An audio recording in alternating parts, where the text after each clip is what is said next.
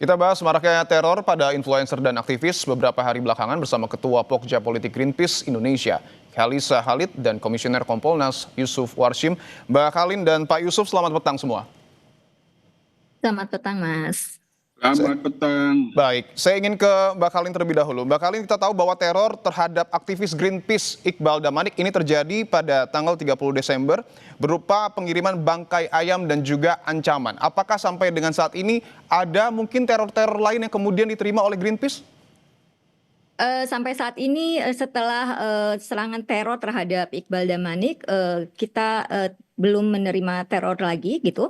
Tapi sebelumnya memang mungkin hampir sama dengan beberapa influencer dan aktivis yang diteror sebelumnya lewat lewat komentar-komentar di media sosial ya. Dan tapi sampai saat ini belum ada lagi teror, dan semoga tidak ada lagi teror yang menyasar aktivis atau influencer dan siapapun yang mengkritik kebijakan pengurus negara yang kami pandang belum sesuai atau belum sejalan dengan kewajiban konstitusinya. Betul, tentu kita berharap tidak ada teror terhadap aktivis kita, terhadap influencer kita, dan tentu masyarakat Indonesia.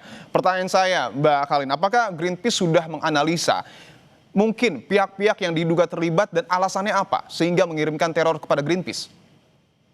Ya, kalau kami melihat sebenarnya teror atau serangan yang ditujukan kepada aktivis atau influencer dan warga yang menyuarakan kritik kepada kebijakan negara, atau dalam hal ini dalam konteks belakangan ya, teror terakhir yang diterima oleh Iqbal dan para influencer itu kan terkait dengan penanganan bencana di Sumatera gitu. Kami melihat memang polanya sebenarnya adalah pola yang sama yang ditujukan kepada aktivis yang sebelumnya banyak mengkritik kebijakan-kebijakan negara yang tidak sejalan dengan kewajiban konstitusi seperti yang saya sampaikan tadi. Polanya adalah pembungkaman gitu. Polanya adalah pembungkaman agar aktivis dan atau warga dan para influencer tidak lagi mengkritik pemerintah. Jadi jelas ini adalah pola yang sistematis, dan ini bukan hal yang baru ya. Yang terakhir memang terkait dengan penanganan bencana di Sumatera. Tapi sebelumnya kita tahu gitu, kritik kepada pemerintah dijawab dengan teror, misalnya kepada kawan-kawan jurnalis Tempo gitu, dan kawan-kawan aktivis yang lain. Jadi selain teror juga ada kriminalisasi terhadap aktivis. Nah, ini sebenarnya kami Baik. melihat adalah buruknya tata kelola negara dalam melihat demokrasi di Indonesia. Jadi suara publik, suara rakyat, suara aktivis itu dianggap sebagai sebuah ancaman bagi negara. Oke. Dan menurut kami tidak ada yang punya kekuatan itu gitu ya. Selain alat-alat negara, negara yang memiliki alat-alat atau instrumen yang cukup untuk melakukan itu. Baik, saya ingin ke Pak Yusuf. Pak Yusuf, apakah Kompolnas memiliki informasi siapa sesungguhnya pihak yang mungkin saya diduga melakukan teror kepada aktivis dan influencer kita? Baik, terima kasih. Jadi kita sangat prihatin ya, di dalam negara demokrasi ada pihak-pihak yang di dalam merespon kebebasan berpendapat, bersuara dengan cara-cara yang tidak demokratik ya. Itu yang pertama. Yang kedua, dan kita juga mengapresiasi apa yang dilakukan oleh Bung DJ Doni yang telah membuat laporan polisi. Nah, tentu dalam pantauan Kompolnas yang sudah dilaporkan itu ditindaklanjuti oleh pihak kepolisian, lebih tepat Polda Metro Jaya. Ya. Sudah langsung ke TKP. Kami kira ini yang harus terus kita dorong agar diusut bagaimana dan siapa pelakunya. Tentu semuanya itu dalam kewenangan penyelidik dan penyidik untuk mendapatkan bukti-bukti Bung Biko. Oke, dan salah satu buktinya Pak Yusuf adalah rekaman CCTV. Tidakkah ini memudahkan polisi untuk menangkap pelakunya? Ya, itu tentu semuanya kan harus diselidiki, termasuk CCTV. Kan harus diselidiki apakah memang dalam CCTV tersebut sudah terlihat terang yang patut diduga, yaitu semuanya harus diselidiki. Sekali lagi, kita sebagai pengawas mengawasi dan memantau, dan sekali lagi mendorong pihak kepolisian untuk mengusut, karena ini cara-cara yang tidak demokratik di dalam menyikapi perbedaan pendapat ataupun kebebasan menyampaikan pendapat. Nah, oleh karenanya apabila ini benar sebagaimana yang disuarakan oleh teman-teman masyarakat sipil bahwa ini teror, bahkan menurut Bung DJ Doni bukan hanya teror tapi ancaman pembunuhan, untuk itu kita serahkan agar proses penyelidikan ini segera mendapatkan hasil. Kita mendorong dilakukan secara transparan dan akuntabel.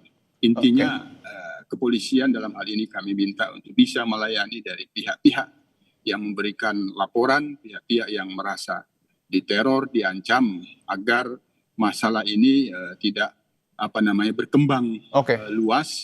Itu Bung Dipo. Oke, saya ingin ke Mbak Kalin lagi. Mbak Kalin, bahwa kita tahu ada satu influencer yang sudah melapor kepada polisi. Apa kemudian yang akan dilakukan oleh Greenpeace? Apakah akan menempuh langkah yang sama dengan melapor ke polisi atau seperti apa? Ya, sampai saat ini Mas Dipo, kami masih terus menganalisa dan mendalami secara serius untuk bisa juga melaporkan kasus atau serangan teror ini ke pihak kepolisian. Hanya memang yang juga selalu kami ingatkan gitu ya, bahwa ada dalam kasus-kasus sebelumnya seperti kasus yang dialami oleh Tempo gitu ya, ini yang sudah dilaporkan tetapi juga tidak ada upaya yang serius bagi aparat penegak hukum, bagi aparat kepolisian untuk mengusut tuntas serangan yang ditujukan kepada masyarakat sipil. Tapi sekali lagi kami sedang mendalami secara serius untuk juga bisa melaporkan kasus ini, dan juga tentu saja bukan hanya Greenpeace tapi juga bersama dengan teman-teman organisasi masyarakat sipil lain yang telah mendukung mendukung suara kami, mendukung Iqbal Damanik untuk terus berani bersuara, karena sebenarnya tujuan dari teror ini adalah membungkam suara kritis masyarakat sipil. Mbak Alin, saya izin tanyakan, ketika bangkai ayam itu dikirimkan, sebelumnya juga ada nada ancaman kalau tidak salah yang diterima oleh Iqbal Damanik. Mungkin bisa ditekankan lagi ancamannya itu seperti apa?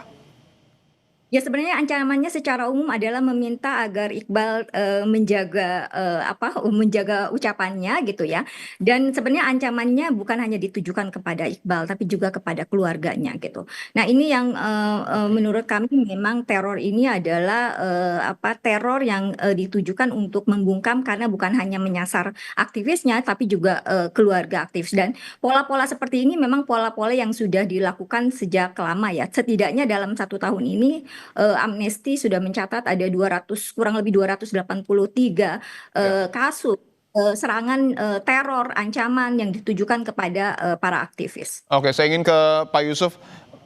Pak Yusuf, apakah kemudian hal ini akan mudah diungkap? Karena tadi seperti yang disampaikan oleh Mbak Alin bahwa kasus-kasus sebelumnya polisi dalam tanda kutip seakan tidak serius.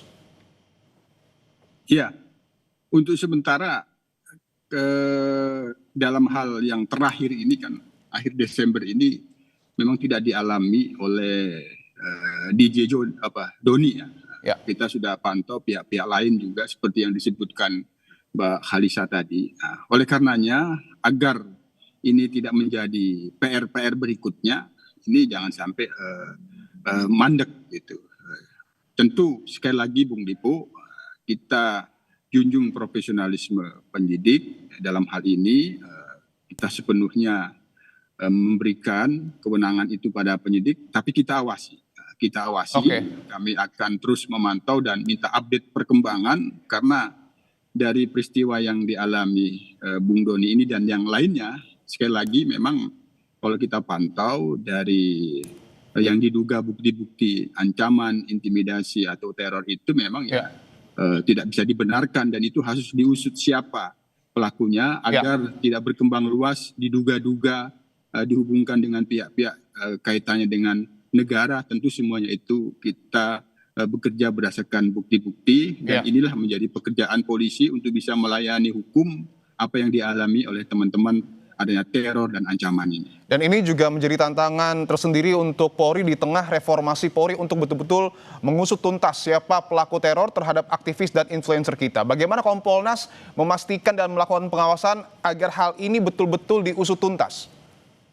Ya, sekali lagi ya, proses penyelidikan kan semuanya itu mengumpulkan bukti-bukti yang sudah langsung cepat direspon oleh pihak Polda Metro Jaya, menurunkan Inavis untuk mengelola TKP di rumah Bung Doni. Saya kira itu menunjukkan bahwa Polri berkomitmen kuat di akhir 2005 dan di awal tahun 2026 ini, menunjukkan bahwa Polri akan benar-benar bisa diharapkan dan dipercaya oleh masyarakat. Itu yang kita dorong.